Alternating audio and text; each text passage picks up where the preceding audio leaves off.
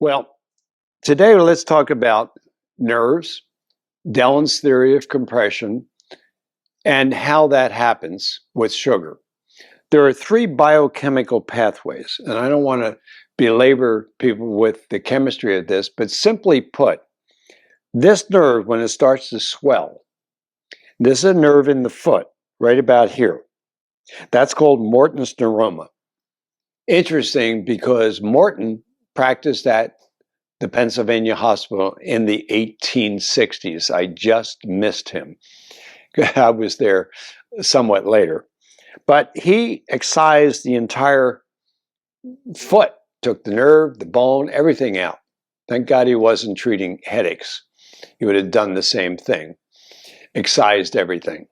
So this is a neuroma called Morton's neuroma, but it really is a swelling of the nerve from compression. There's fluid inside the nerve. It's called axioplasmic flow. So think of it as a garden hose. Somebody is standing on the garden hose. When you're a kid, somebody did that and you're looking in the end of it, probably your brother, and then he stepped on it another time and the flow stopped. You looked inside the hose, he stepped off it and squirted you in the face. That's axioplasmic flow. That is called the double crush syndrome. In other words, somebody is stepping on that nerve. That somebody is sugar. That's why my book is called Sugar Crush.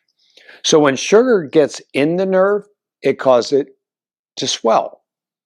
When there's sugar around the nerve, it causes the covering to shrink. That's compression. That's what the nerve looks like in the foot, and this is what it looks like throughout the body. So we call this Morton's neuroma. At the wrist, we call carpal tunnel, and every name you can possibly think of throughout the body. These are all the same process, all caused by sugar, and is interruption of the axioplasmic flow. The chemistry of ADMA, as we talked about in another episode, nitric oxide, the blood supply to the nerve. When those three things happen, you have neuropathy. And this is what it looks like inside. But this is blown up in terms of what you're seeing.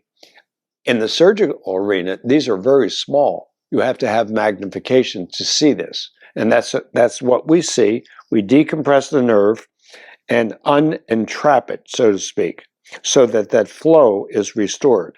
And feeling comes back from touch. If it was the nose and the olfactory nerve, it would be the sense of smell. This nerve is the sense of touch. Eye, sense of photons, seeing, light. So each nerve has a different specific function. It also has different specific epigenetic genes. So it sounds complicated, but it's simple. It's sugar.